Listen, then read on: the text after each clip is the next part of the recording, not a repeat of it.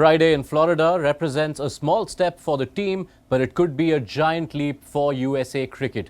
They take on Ireland knowing that a solitary point will be enough to take them through to the Super 8s in what is their first ever appearance at the Men's T20 World Cup. We build up to that Group A game of immense significance on Maruti Suzuki Arena presents ESPNcricinfo Timeout, powered by Dish TV Watcho, where we have the company of Niall O'Brien, who joins us from Lauderhill, where I hope the weather is a bit better, Niall, than the last time we spoke. This is such a significant day out for USA cricket. No one realistically gave them any chance coming into their maiden World Cup where they are hosts, and yet here they are.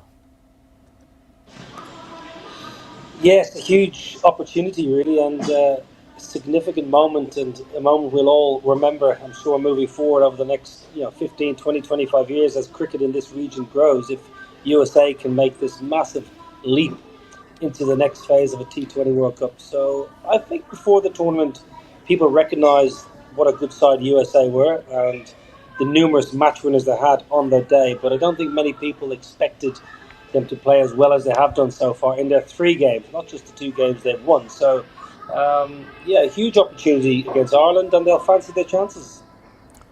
Yeah, when you look at that points table and how it's shaping up going into this final set of games, among all the teams who are in the race, do USA look the likeliest to you to qualify?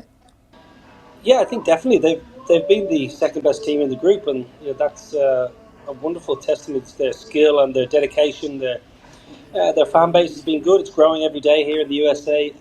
Every time you go out to a coffee shop or you go out for dinner or lunch, there's more fans asking you about cricket in this region. So, they deserve to go through. They've been, second best to India, which is absolutely perfectly acceptable. They've outplayed, Canada. They've outplayed Pakistan in large parts of that Pakistan game, and they're going into the game against Ireland for me as favourites and strong favourites, given how the two sides have played so far. So if they do manage to get through, it'll be a massive moment for Stuart Law and all the players, but totally justified and deserve it. The bit no one's pointing out when they're talking scenarios in Group A, and I'm hoping you will play up this angle, Niall, is that Ireland are still within a chance. They've got these 2 games remaining against USA and Pakistan. Were they to win the 2 games, they also finish on 4 points. Can Ireland fans dream? 100%, absolutely. Ireland can definitely turn over USA, and they can turn over Pakistan. They beat Pakistan only 3 or 4 weeks ago in Dublin. So, from an Ireland perspective, they need to banish the demons of New York City and come to the games of Florida with a fresh vigour and just the opportunity to go out and play some decent, aggressive cricket, knowing what they need to do to get themselves in a position to qualify. So Paul Sterling and Heinrich Milan and all his troops, they have to believe. You have to dare to dream. There's no reason why they can't turn up and win these 2 games and then really set a cat amongst the pigeons. So I'm hoping that the change of venue, the change of city, the change of environment is going to be one that Ireland will really lap up and take advantage of.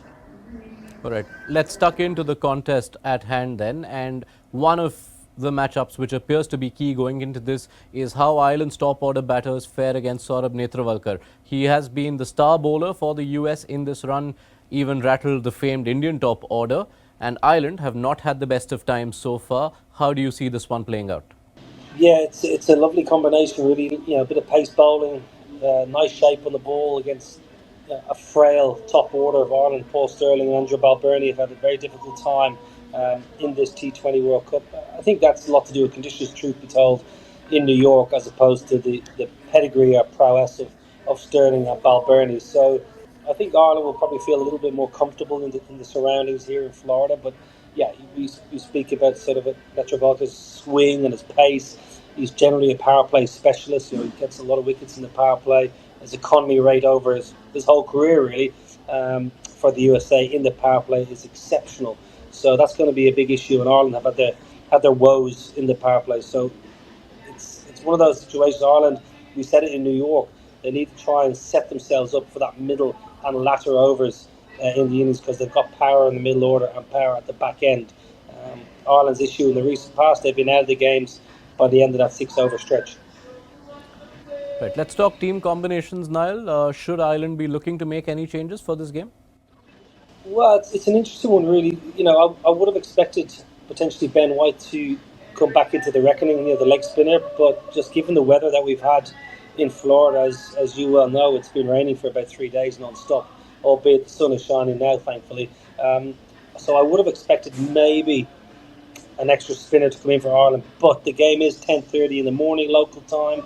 I don't know how much opportunity the ground staff will have today to even get the covers off to get on the surface. So you would expect the ball to seam around a great deal. So I think Ireland will probably go in with the same bowling attack.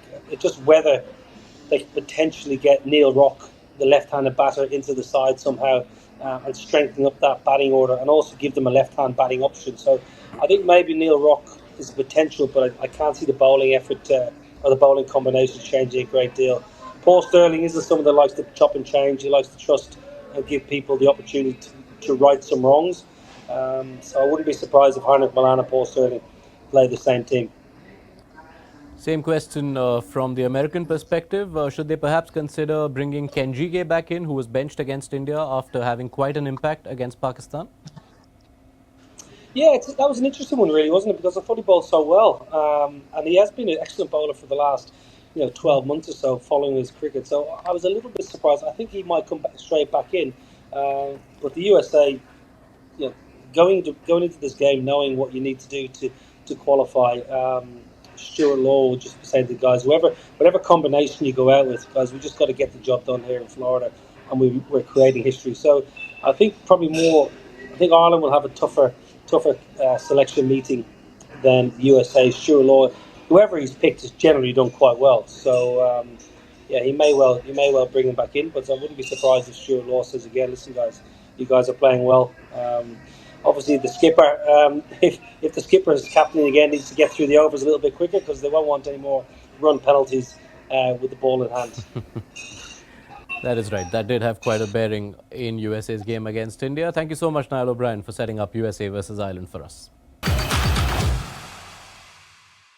Introducing the epic new Swift. Time to go swifting. Watcho app पे देखो एक OTT के दाम पे सारे OTT शान से। Watch